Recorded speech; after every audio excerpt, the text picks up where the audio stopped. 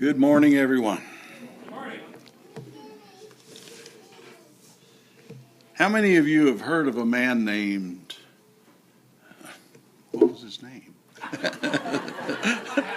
Earl Nightingale.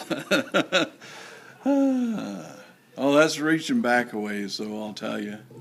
You got to be familiar with TV shows like, Gunsmoke. That era of things. Earl Nightingale was one of the most inspiring speakers. He had a deep voice, and when he spoke, you just kind of settled back into the chair, and he vibrated you when he spoke. He had some of the most intriguing lessons about getting up and doing something, just life motivation. One of the stories that he told was this story of acres of diamonds. But before we get to that, I want us to read from the book of 2 Corinthians where we had our reading this morning. But I want to start in verse 7. And I want to back up and look at this a little bit and then base what else we say on this. But we have this treasure in earthen vessels, so that the surpassing greatness of the power will be of God and not from ourselves. We are afflicted on every side, but not crushed, perplexed, but not despairing, persecuted, but not forsaken, struck down, but not destroyed, always carrying about in the body the dying of Jesus, so that the life of Jesus may be manifested in our body. But we who live are constantly being delivered over to death for Jesus' sake, so that the life of Jesus may be manifested in our mortal flesh. So death works in us, but life in you. If you don't really understand how the Apostle Paul thinks, this is going to be a real confusing passage. Death works in us, but life in you? What does he mean by all of that? He says, but having the same spirit of faith, according to what is written, I believed, therefore I spoke. We also believe, therefore we also speak. I want to back up a little bit to what was the point, I think, in our lesson before the Lord's Supper. This delayed gratification. We live in a world of instant gratification. I want it, and I want it now. And it's very difficult to teach this waiting, because that's what faith is. Faith is waiting. Waiting for what? Just exactly what is it that we're looking for? And why would we wait when we can have now? Paul says, but having the same spirit of faith. Now, if we translate that word there, the word that I've been trying to get us to use all the time, trust instead of faith. It says, but having the same spirit of trust. That song that we just sang, "'Tis so sweet to trust in Jesus." Jesus made the statement to his disciples, in my Father's house are many mansions. If you're not so, I would have told you it wasn't so, but it is. In my Father's house are many mansions. Now, not many people understand what those mansions actually are, and it's easy to get the idea he's talking about a big house, a big, beautiful house, a house that is made of brick and stone or wood or just the glory of everything that man can do with his hands. But he says, having the same spirit of trust, according to what is written, I believed. Paul believed what Jesus said, and therefore he's telling others about what Jesus said. Now, if you recognize what was the point in the Jesus saying that he came for a purpose. And the purpose, he didn't mind giving up heaven. Well, I don't want to say it that way. He probably did mind giving up heaven, because that's a lot to give up. But he was willing to give that up to come here. And in Hebrews the 12th chapter, it makes the statement that who for the joy set before him endured the cross and despised the shame. That tells us exactly what it was. He had something to look forward to.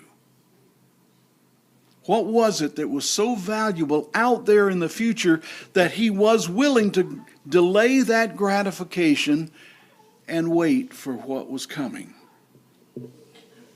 Paul says, whatever that was, he's willing to wait too. And he also writes to us that there's something that we have, this treasure that we have, and we have it in a clay jar or an earthen vessel. You got to ponder that a bit. You got to think about that a little bit to understand what he's talking about. Now I want to go back to Earl Nightingale for a minute.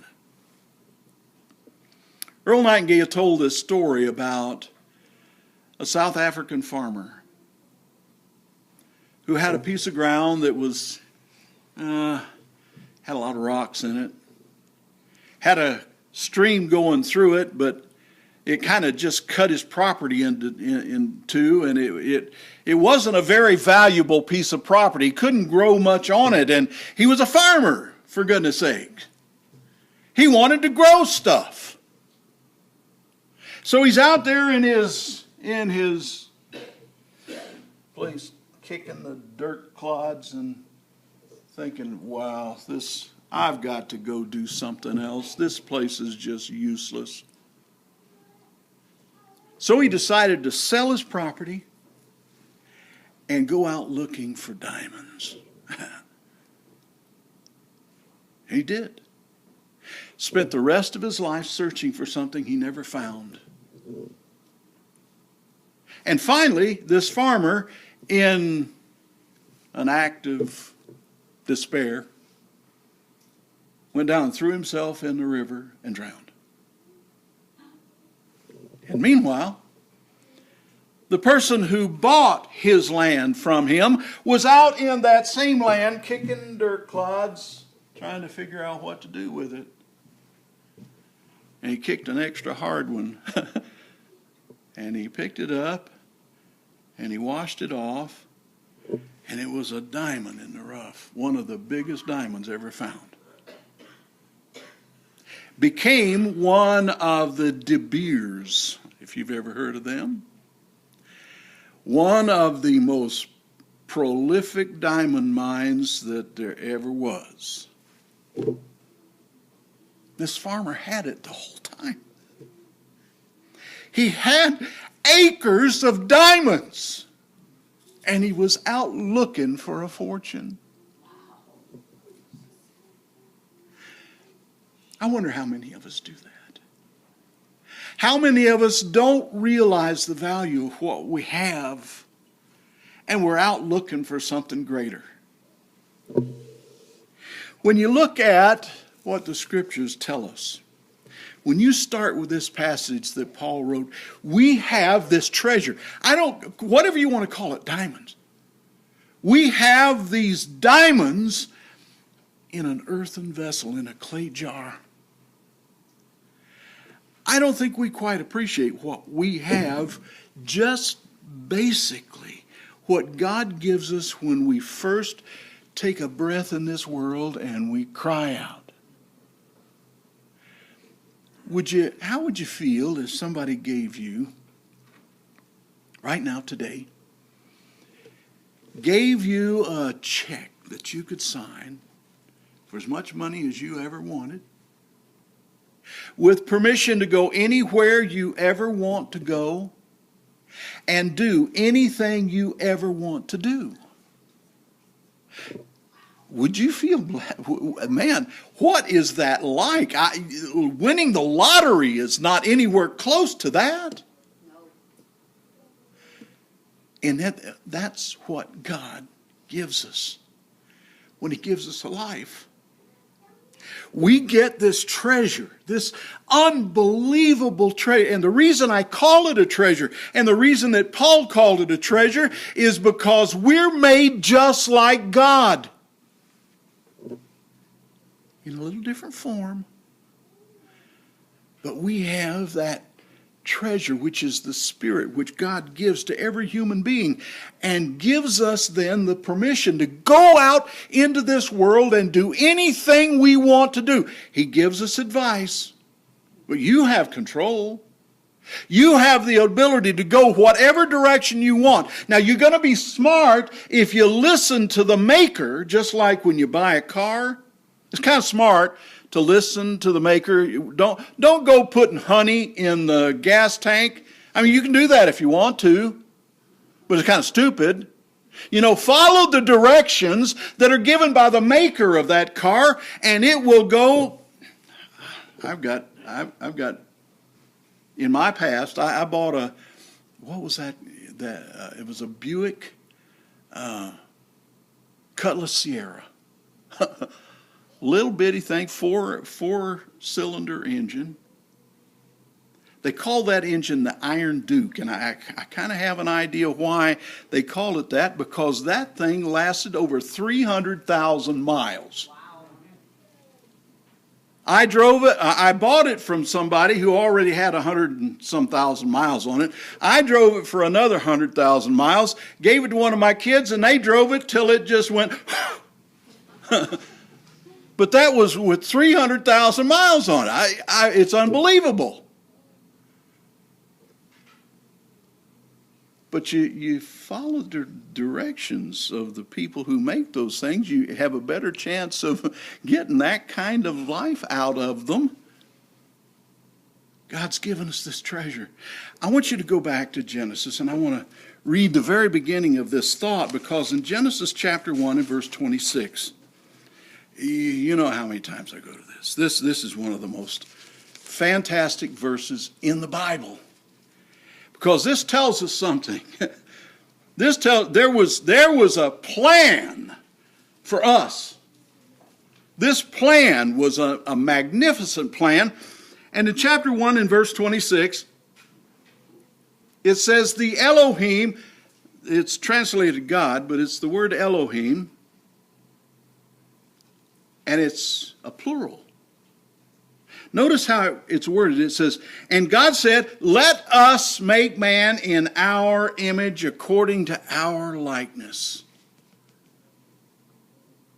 Nothing else, absolutely nothing else in this creation is said that about. Did I dangle that participle? That didn't sound right, but nothing else in creation can you say that about. Nothing else was made in the image of God, and this is that treasure. We have something that starts out just like the personality of God. If you follow His directions, it stays that way in a different form. Of course, we don't have the form that God has, because that dwells in unapproachable light, who no man has seen or can see. But I'll tell you what, we have the capability, according to the Apostle Peter, we have the capability of taking on the nature of God. When you stop and think about the diamonds that were in that field owned by one of those farmers back there, long as they were in the dirt, that's all they were, dirt. They had to be taken out of there, cleaned up, refined, cut, and then they become something that is worth being a present for the Almighty. I want to show you something. Let's go to the book of Jeremiah. In the book of Jeremiah, where we were studying this morning, we read something that I want to share with all of you, because this wrong direction there, Darryl. In Jeremiah chapter 2, there is a statement that Jeremiah makes about the people of God, which he was talking about the Israelites, or the tribe of Judah, the kingdom of Judah. But here's what he says about them. In chapter 2, I'll get there eventually, folks.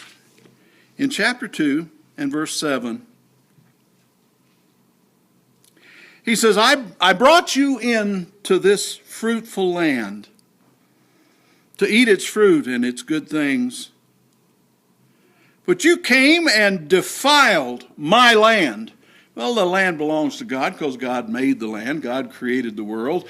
So he loans it to us at times and we use it. Here, he brought them after 400 years of promise. He brought them out of Egypt and into this land. He says, but you came and you defiled my land.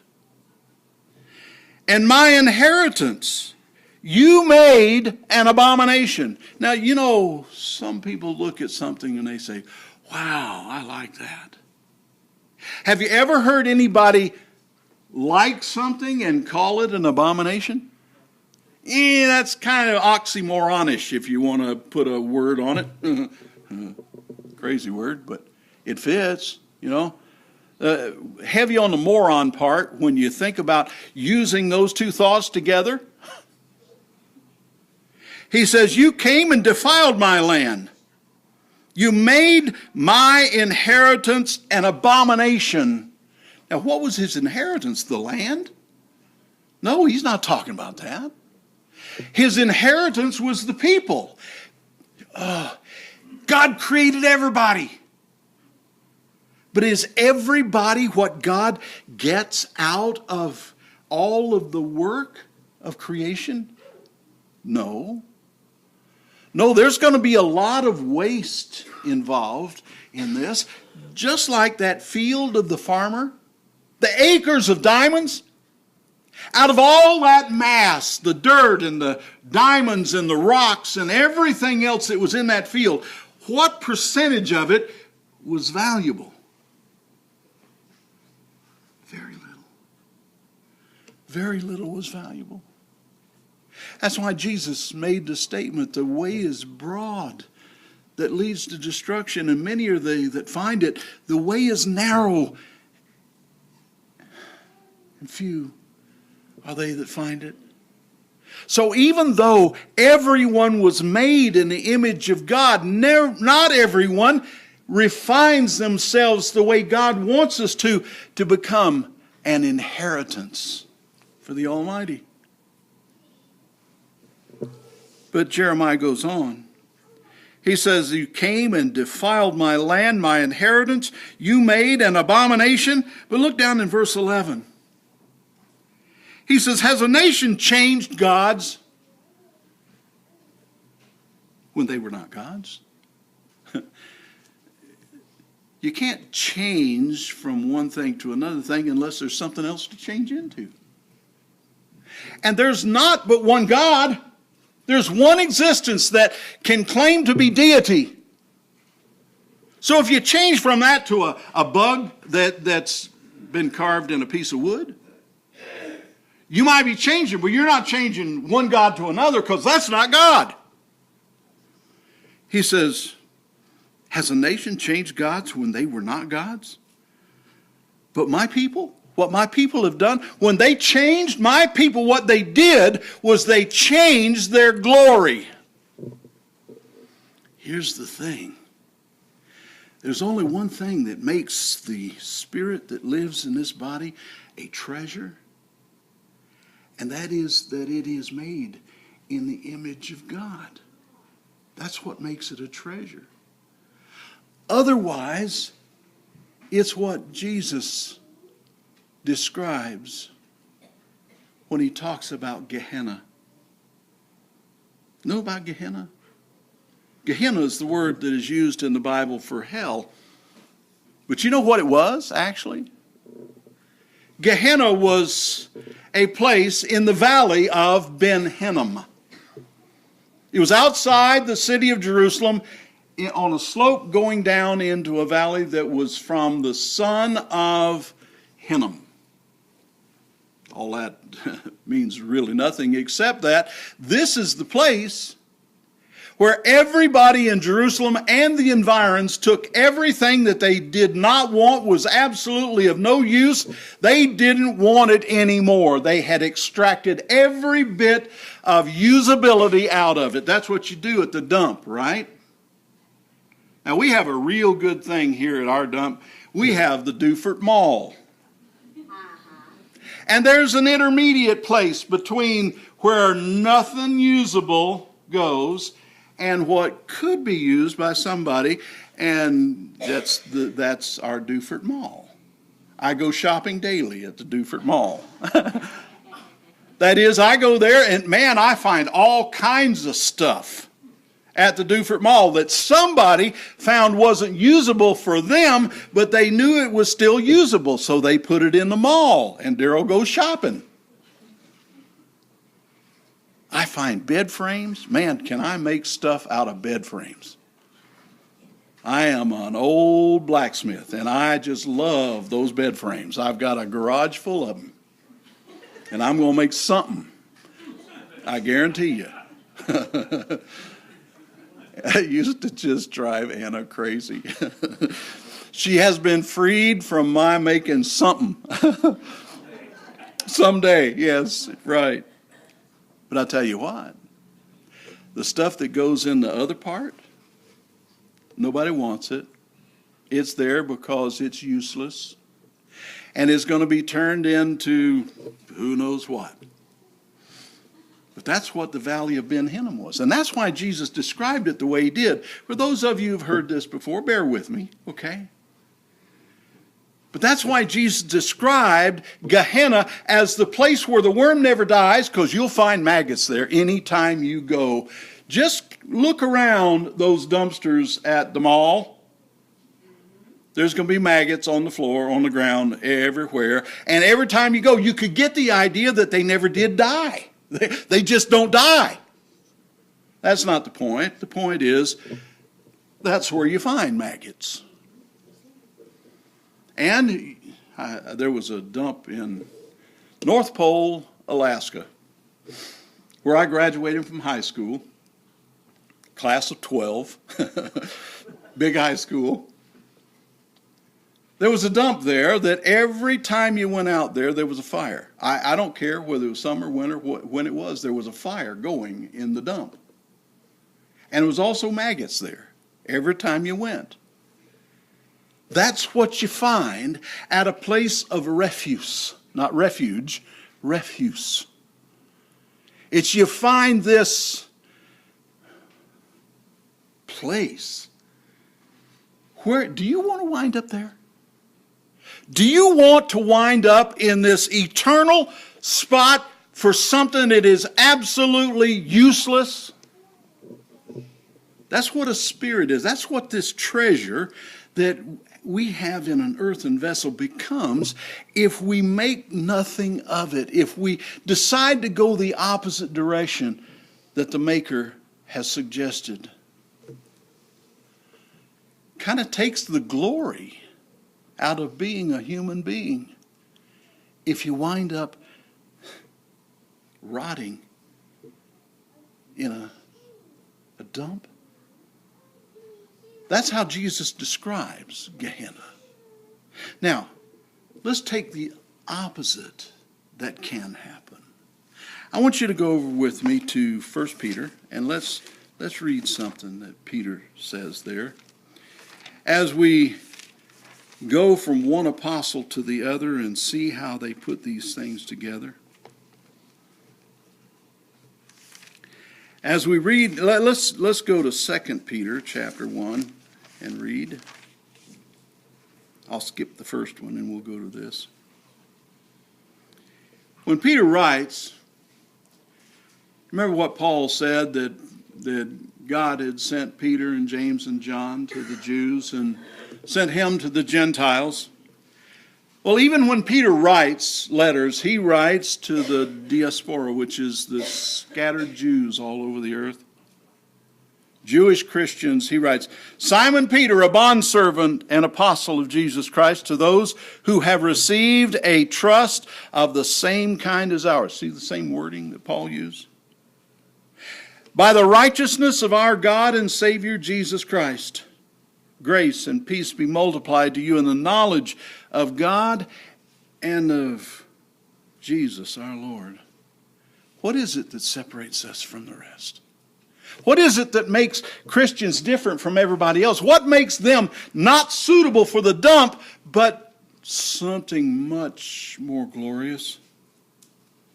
He says, grace be multiplied to you in the knowledge of God and of Jesus our Lord, seeing that his divine power has granted to us everything pertaining to life and godliness. I'll tell you what, there's only one way that you will know what to do in this life. I don't care whether you're talking about just living life or getting ready to meet God. It's through a true knowledge of the Maker's information. He says, his divine power has granted to us everything pertaining to life and godliness through the true knowledge of him who called us by his own glory and excellence. You know, Jesus had a glory that went way beyond ours. And the reason for that is because he always, at every moment of his life, had that focus of doing two things: the will of God and saving us. That was the joy set before him that made him willing and able to delay that gratification. He had a goal in mind, and the goal was to have his inheritance cleaned up and ready to meet the Maker. He goes on in this passage. He says, and for by these he has granted to us his precious and magnificent promises. Now, when somebody makes you a promise, how valuable is it?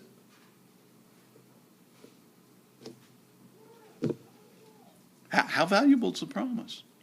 Well, what do you base it on? Huh? Trust? What if they've never lived up to anything they said? What? You promised to do what? You're going to do it when? I'm not buying that. I'm not even taking that for nothing. No, there are some people that make you promises and you... Are you kidding me? You expect me to believe that? But there are some people that when they make a promise, you know you can take it to the bank or go ahead and use it immediately. No delayed gratification there. You can use that promise. Now, what he's saying here is that Jesus that died for us and did all of these things that were talked about today before we partook of this Lord's Supper, he's the one that's making these promises to us. He's the one that made that statement, in my Father's house are many mansions. Well, this same Apostle Peter was talking about, while I am in this earthly dwelling, he's talking about, well, as long as his Spirit's in this fleshly body. Paul said, while we were in this tent, we groaned, longing to be clothed with our clothing from heaven. He's talking about the mansions that are prepared. It's not talking about a house. Unless you consider a perfect one of these that lasts forever. If you're talking about that being a house, okay, all right. He says, now for this reason I skipped some. For that by these he has granted to us his precious and magnificent promises, so that by them you may become partakers of the divine nature. That's what I was talking about to begin with. You know what is so diamond-like about the treasure that's in this earthen vessel? is that if we prepare, if we take that diamond out of the ground, if we take that treasure that God has given us, and if we refine it, if we clean it up, and if we dress it with, if we clothe ourselves with Christ, if we trust Him the way He tells us to trust Him, then those promises that He's made, the becoming partakers of the divine nature, I don't even know what to think about that. I can't wrap my mind around that. But I know what? I know one thing. That is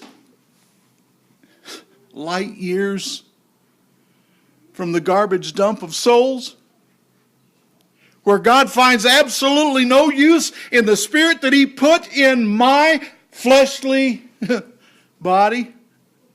I don't even want to think about that. So like He told the children of Israel in Deuteronomy chapter 11, verse 26. See, today I set before you a blessing and a curse. The choice is yours, He says. You choose. I'm giving you a life. I'm giving you my Spirit in a clay jar. Do whatever you want to do with it. But listen to me, because I'm telling you, I'm offering you a blessing or a curse. I'm offering you eternity as one of my children, or I'm offering you a spot in the dump. It's up to you. You know, folks, we spend all of our lives looking for some way to get ahead. Go to college, get a job, do all these things that we do.